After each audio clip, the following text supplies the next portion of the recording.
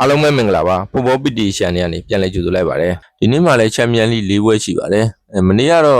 ့နှစ်ပွဲကတော့ပြည့်တာဖြစ်သွားပြီဗျနှစ်ပွဲကတော့ပြည့်တာမနေ့ကတော့ဘူကီဒီကျွေးသားတဲ့သဘောရှိတယ်ဗျတော်တော်များများလူကြိုက်များတဲ့အတိုင်းနေဖြစ်ကုန်တာလေချန်ပီယံလိကဒီနေ့တော့ဘလူးလာမလို့မသိဘူးအဲ့ဒါဆိုရင်စလိုက်ကြအောင်ဗျပထမဆုံးပွဲကတော့လီဗာပူးဆင်နဲ့အာဆင်နယ်ပွဲ7:15မှာတွေ့7:15ဒါအစောဆုံးဗျဒီနေ့ရဲ့အစောဆုံးပွဲအာဆင်နယ်ကတလုံးတည်ပြီးတယ်ဝေကွင်းကနေကိုဝါကနှလုံးရှုံးလက်ရှိပေးထားတဲ့ကြေးရဆိုရင်တော့ဘူကီတွေက1-1-1-2စီဒီလိုမျိုးတွက်ထားတဲ့သဘောရှိတယ်ဗျဒါလည်းလီဗာပူးဆင်ရဲ့ပြည်တွင်းပွဲစဉ်ရလဒ်တွေကြောင့်လို့ထင်ပါတယ်လီဗာပူးဆင်ကလက်ရှိမှာရှေ့ရမဆုံးဗျနောက်ဆုံး9ပွဲမှာသူတပွဲနိုင်3ပွဲတည်တပွဲရှုံးတပွဲပဲနိုင်တာဗျာဒါမဲ့လက်ရှိသူအဆင့်6မှာဗျာချန်ပီယံလိဝင်နဲ့3မှတ်ပဲကွာရဲဆိုတော့မျှော်လင့်ချက်အများကြီးရှိပါတယ်ရန်စိုးနေရတော့မဟုတ်ဘူးလက်ရှိရှေ့စွမ်းတော့တိတ်မကောင်းချန်ပီယံလိအိမ်ဝင်9ပွဲမှာတော့သူဘီလာကြီးရဲ့တသင်းကိုပဲကိုပြတ်နိုင်တာဗျာဝေးခွင့်မှာတော့ဘင်ဖီကာကိုနိုင်တယ်မန်စီးယူလည်းကလင်းရှင်းနဲ့နိုင်တယ်ဘင်ဖီကာကိုကလင်းရှင်းနဲ့နိုင်လာတာဗျာဝေးခွင့်ကအိမ်ဝင်တဲ့ပိုကောင်းတယ်ပလီအော့မှာလည်းအိုလံပီယာကိုဝေးခွင့်မှာ2-3နဲ့နိုင်တယ်အိမ်ဝင်ကျော်စီဆိုတာဗျာဒါမဲ့အခုတွေ့နေတာအာဆင်နယ်ဖြစ်နေတဲ့အတွက်သူအိမ်ဝင်ရလက်မကောင်းရင်ဝေးခွင့်မျှော်လင့်လို့တော့မရဘူးဗျအာဆင်နယ်ကတော့ထုံးစံတိုင်းသူဝေဝင်းဆိုထိန်းသိမ်းသူစော့မှာဗျထိန်းသိမ်းစော့မှာဆိုတော့နိုင်လဲနိုင်ရက်လက်ကိုပွဲပြီးရတဲ့ထိန်းပြီးတော့စော့သွားတာဘရိုက်တန်နဲ့ပွဲမှာလဲသူအဲ့လိုပဲလုပ်ခဲ့တာပဲတကူအစိုးကြီးတဲ့ရှူပြီးတော့ဗျာစကာရှူပြီးတော့အမှ1စီးနဲ့ပွဲလုံးထိန်းသွားတာဘရိုက်တန်နီးပြအောင်ဒေါသတကြီးနဲ့အမှဝေဖန်နေအာဆင်နယ်ကဟိုပိတ်စော့နေပါညာနဲ့အာဆင်နယ်ကတော့စိတ်ဝင်စားဘူးဗျာလက်ရှိမှာသူကနိုင်ရက်လက်ရောက်ပဲကစားပုံလှတာပဲတိတ်ဆိတ်ဝင်စားတော့ဟိုအရင်လောက်လဲကစားပုံမကောင်းတော့ဘူးဗျာဒီရှာကြည့်အခုအာကိုနေတဲကန်ဘောတွေ set speed ဒီထောင်းကန်ဘောတွေဒါတွေပဲအာကိုနေအုပ်စုအဆင့်မှာတော့ရာနှုန်းပြည့်နိုင်ထားတဲ့အသင်းဗျဝေခွင်း၄ဝဲမှာဟိုအင်တာတသင်းကိုပဲသူဂိုးပဲပေးခဲ့ရဗျာတော်တော်ကောင်းတာဗျဝေခွင်းခံစီကြီးကအောချလောက်ပါတယ်ချန်ပီယံလိအုပ်စုအဆင့်မှာခန်းစစ်အကောင်းဆုံးသင်းကအာဆင်နယ်သင်းဗျာသူ၄ဂိုးပဲပေးခဲ့ရလေအိမ်ငုံဝေခွင်းအာဆင်နယ်ဒီပွဲမှာတော့လူမစုံဘူးဗျဘန်ဝိုက်တို့အိုဒီကတ်တို့ထရောက်ဆာတို့အပြင်ကလာဖီယိုကြီးတို့ဆက်လီဘာတို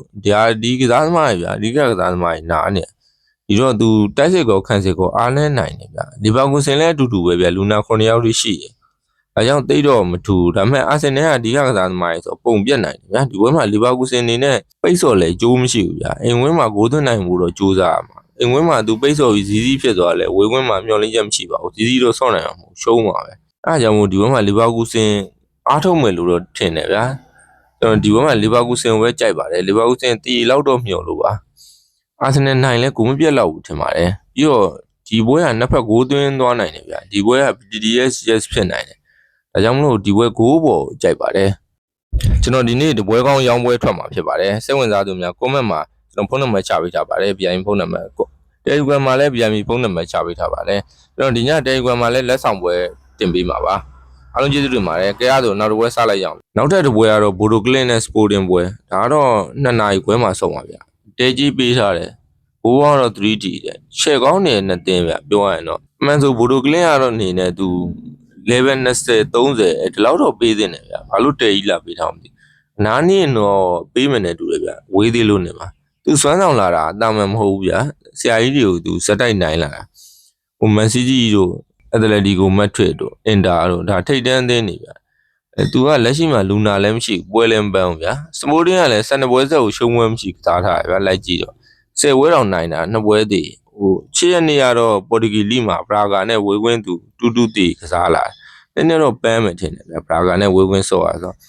ပြည်တွင်းပေါ်တူဂီလိမှာလည်းအဆင့်2မှာဗျပေါ်တူနဲ့4မှတ်ပဲကွာတယ်အဲဒါကြောင့်သူကချန်ပီယံဖြစ်နိုင်သေးတယ်သူကမထင်မှတ်ပဲနဲ့တိုက်ရိုက်ရှစ်တင်နဲ့ဝင်ခဲ့တဲ့အသင်းဗျဒီစပိုးတင်းကလေသူ့ပလီအော့ဆော့ရမယ်ပဲထင်တာဘလူးစတိတ်10ပွဲမှာသူနာပိုလီနဲ့ဘိုင်ယန်တို့ပဲရှုံးလာတာဗျ PSG ကိုတော့သူနိုင်လာတယ်ဝေးခွင်းမှာတော့ဖီဘာကိုတသင်းကိုပဲနိုင်ခဲ့တာပါဝေးခွင်းတော့တိတ်မကောင်းသူကလည်းခိုးကောင်းနေတာဗျဟိုမထင်မရှားနဲ့လေဒါပေမဲ့ဘိုဒိုကလင်းရဲ့စိတ်တက်ကလက်ရှိမှာအမြင့်ဆုံးပဲဗျအဲကြောင့်စိတ်သက်ဆွဲချလို့တော့ရအောင်မှာမဟုတ်နောက်ပြီးနော်ဝေးလိုနေရာတွေသာသွားကန်လွယ်ဘူးဗျပြိုင်ဘက်တွေအတွက်မလွယ်ဘူးပုံမိုင်းဗျာယာတီဥတုကလည်းသူများနိုင်ငံနဲ့တူတာမဟုတ်စိတ်သက်သာရမရဘူးဗျဆော့ရတဲ့လူတွေကအခုကံမဲ့ဝင်းရလဲအပူချိန်ရဗျာ10ဒီဂရီဆယ်စီယပ်ပဲရှိတယ်အပူချိန်6ပဲရှိတယ်ဗျာဒါကြောင့် Sporting တို့လုံဆုံးစော့နိုင်တည်ပဲလို့မြင်တယ်ဗျာ Sporting လုံးဝမနိုင်နိုင်ဘူးလို့ထင်တယ်ကျွန်တော်ထင်တော့ကျွန်တော်ဒီဘက်ကဘိုဒိုကလင်းကိုပဲကြိုက်တယ်ဗျာဒီဘက်ဂိုးပေါ်ကိုလည်းကြိုက်ပါတယ်ဘိုဒိုကလင်းကဘယ်တော့မှ ဟိုခန်းစစ်စော့တာမဟုတ်ဗျာတိုက်စစ်ပဲစော့မှာဒါကြောင့်သူနှစ်ဖက်သွင်းကိုရဖို့များတယ်ဒီပွဲကအဲကြောင့်မို့ကျွန်တော်အင်ရှင်ဘိုလိုကလင်းနဲ့ဂိုးအပေါ်ပဲကြိုက်ပါတယ်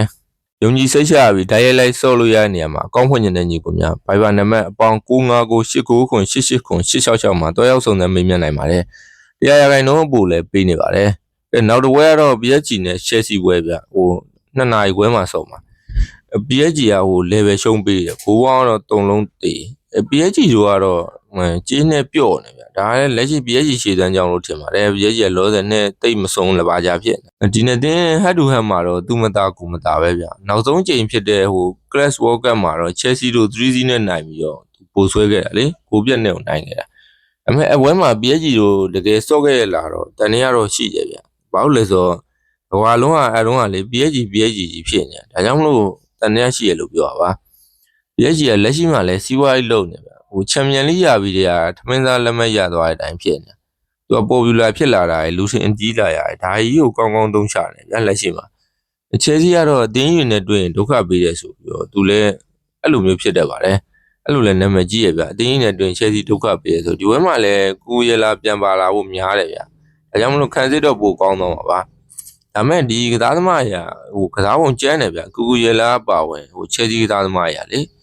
ေချဲစီကစားသမားရဒီနှစ်မှာဟိုအနီကတ်တွေများတယ်ဗျထုတ်ခံရတာပရီးမီးယားလိမှာလည်းဒီပွဲမှာလည်းနီမထီဘူးလို့ပြောလို့မရဘူးဗျဒီပွဲမှာသာနီထီသွားရင်ဟိုမိုနာကိုလိုတော့ဖြစ်မှာမဟုတ်ဘူးကိုပြတ်မှာပဲလက်ရှိမှာ PSG ကကွင်းလေပုံမှန်ခြေသွမ်းမရသေးဘူးဆိုမှာဗျာဟို Chelsea တော့တာပါတယ်နောက်တန်းလဲတေချာကြည့်ရင်တာတယ်ဗျာဒီပွဲမှာဟိုဒမ်ဘီလီလည်းပြန်ပါလာဖို့ရှိတယ်တိုက်စစ်ကလည်းတာတာပဲဗျာတကယ်တွက်မယ်ဆိုရင် Chelsea တို့နောက်ဆုံးပွဲမှာဟိုဘီလာကိုပြတ်နိုင်ခဲ့ဆိုမဲ့ဗျာဂျာအိုဘတ်ထိုရဲ့တကူတော်ကောင်းမှုကြောင့်ပါပါတယ်ပြီးတော့ဘီလာခန်းစစ်လက်တော်ညံ့တာဗျာနောက်ပြီးတော့ဘီလာရတဲ့ဒုတိယကိုမပေးတာလည်းပါတယ်ဗျာအဲဝိုးသာပေးလိုက်ရင်လည်းတမျိုးတစ်ပုံပြောင်းလဲသွားနိုင်တယ် PSG ရဲ့ Clash World Cup မှာလည်းဗျာဒီဘရာဇီးကစားသမားဒုက္ခပေးရ PSG နဲ့ Clash World Cup ကန်တော့3-0နဲ့နိုင်ခဲ့ပွဲတော့ကလည်းဒီဂျာအိုဘတ်ထိုပဲဒုက္ခပေးခဲ့ဒါကြောင့်မလို့ဒီချိန်တော့ PSG ကစားသမားကိုလွတ်ပေးထားမှာတော့မဟုတ်ဘူးဗျာဂျာအိုဘတ်ထိုသူတို့ထိန်းနိုင်တော့ထိန်းမှာပဲဒီဝဲမှာကျွန်တော်တော့ Chelsea တို့အလွန်ဆုံးတီးပဲလို့မြင်တယ်ဗျာကျွန်တော် PSG ကိုပဲကြိုက်ပါတယ် PSG တို့အနည်းဆုံး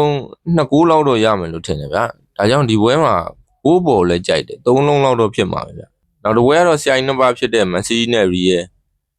Man City ကဒီပွဲမှာဝေခွင့်ကနေ level 80ရှုံးပေးတယ်ဗျာဂိုးပေါင်း3လုံး30နိုင်ဒီနေ့တင်းဟို group stage မှာလည်းတွေ့ပြီဗျာအဲ့မှာတော့ Man City ကဟို level 80ရှုံးပေးတာဂိုးပေါင်း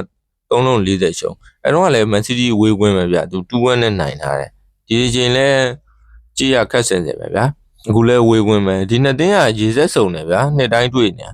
ဒါနဲ့ဆိုရင်သူတို့9နှစ်ဆက်ချီပြီးတွေ့နေရလေရီရဲ့လက်ရှိရှင်တွေကတော့တော်တော်ဆိုးနေရပါဟိုလူတွေကတော်တော်နားနေရနောက်ဆုံးပွဲစက်တာဗီဂိုနဲ့ပွဲမှာလဲကန်ကောင်းလို့နိုင်တာဗျာဟိုကိုသမားကော့ဒရိုက်နဲ့ကွင်းလင်ကစားသမား2ယောက်ဟိုဘယ်ဘာဒီကောင်းမှုကြောင့်ဗျာဘယ်ဘာဒီမကယ်လဲအဲ့ဒါတည်ရပဲပြီးကန်ဒီမှာဘယ်ဘာဒီကန်နဲ့လုံးဝစက်တာဗီဂိုခံစစ်နဲ့ထိပြီးအုံကိုဝင်သွားဗျာလက်ရှိရီရဲ့ရှေ့စံတာမန်ဆင်ပဲဗျာနီးပြကလည်းတာမန်နီးပြပါပဲနာနေတဲ့လူတွေကလည်းဟိုတသင်းစာဖြစ်နေဗျာအဓိကမိန်းမလီယာတွေကြီးနာနေရဘာဗီတော့ပြန်ပါလာနိုင်တယ်ဗျာလူမရှိတဲ့အတွက်သူခွဲစိတ်မှုပြုတ်လောက်ထားလို့ဆိုတော့ဒီပွဲဘာဗီပါလာဖို့များပါတယ်ဒါပေမဲ့လောဆယ်တော့ injury ပဲပြထားတယ်ဗျာလာလီဂါမှာလည်းလက်ရှိရှေ့စွမ်းနဲ့ချန်ပီယံဖြစ်ဖို့မလွယ်ပါဘူးဘာစီပဲရဖို့များတယ်ဘာစီနဲ့လောဆယ်လည်း၄မှတ်ပြတ်ထားတယ်ဗျာမန်စီးတီးမှာတော့ကိုဘာစစ်နဲ့ရိုဒီတို့မပါနိုင်ဘူးဒါပေမဲ့တိတ်ကိစ္စတော့မရှိပါဘူးရိုဒီကလည်းရင်ရှည်သွားမျိုးမဟုတ်တော့ဘူးတရားရပြီးတဲ့တာမန်ဖြစ်နေအရင်နှစ်ကတော့ဒီနှစ်သင်းတွေ့ခဲ့တာရီယာနှစ်ကြော်သလုံးနိုင်ပြီးဖြတ်တန်းခဲ့တယ်ဒီနှစ်တော့ရီယာတို့ဒီစစ်မှာကြံခဲ့ဖို့များတယ်ဗျာဒီပုံစံတိုင်းဆိုရင်လေတကူရှိတာရီယာချန်ပီယံလိတပါတော့ရင်းနေတဲ့အသင်းဗျာမန်စီးတီးကလည်းဝေဝင်းဆိုတိတ်မယုံအောင်ဒါကြောင့်ဒီဝဲမှာရီယာတို့ဘယ်လိုလုပ်မလဲတော့မသိဘူးရီယာတပါတော့ရှိတယ်ဗျာလက်ရှိရှေ့သွန်းတော့မကောဘူးအမေရီရဲ့ကိုပဲကြိုက်တယ်ဗျာဘာလို့လဲဆိုတော့သူတဘာနဲ့တော့ထိန်းဆော့မယ်လို့ထင်တယ်အိမ်ဝင်လည်းဖြစ်တော့ဗျာလူတော့မစုံပေါ့တေးတော့ကစားနိုင်မှထင်တယ်ဘာပေပါလာရင်တော့တေချာပေါက်9ရမှာဗျာမန်စီးတီးကအိမ်ဝင်ဆိုရင်သူကကောင်းမှာပဲဝေးခွင့်သိစိတ်မချဘူးဗျာမန်စီးတီးအိမ်ဝင်ဆိုရင်လည်းရီရဲ့အနေနဲ့ရှုံးမှာပဲဗျာဒီရှည်နေတော့ဘလုံးဝမနိုင်ဘူးဒါကြောင့်မလို့သူ့အိမ်မှာတော့သူ့အိမ်ခွင်းမှာတော့ဗျာအနည်းဆုံးမရှုံးဘူးတော့ဆော့ရမှာပဲရီရဲ့မထွက်နေတယ်လက်ရှိမန်စီးတီးကတာတယ်ဗျာဒါပေမဲ့ရီရဲ့လည်းထင်သေးလို့မရပါဘူး ဒီဘွဲမှာဟိုဗနီးစီးယားနဲ့ဘာဘီတွဲလာရင်တော့မလွယ်ဘူးဗျကောင်တာတွေကြောက်ရတယ်မက်ဆီတီးကအဲ့နောက်တန်းကြီးကလွတ်နေတာဗျာအားကြောင့်ရီရဲ့ကောင်တာတွေကိုထိန်းချုပ်ဖို့လည်းမလွယ်ပါဘူးကျွန်တော်ရီရဲ့တည်လောက်တော့ရမှာထင်တယ်ဗျာဒီဘွဲမှာဒါကြောင့်မလို့ရီရဲ့မက်ထရစ်ကိုပဲကြိုက်ပါတယ်အားလုံးကျေးဇူးတင်ပါတယ်ဆင်ပြေကြပါစေ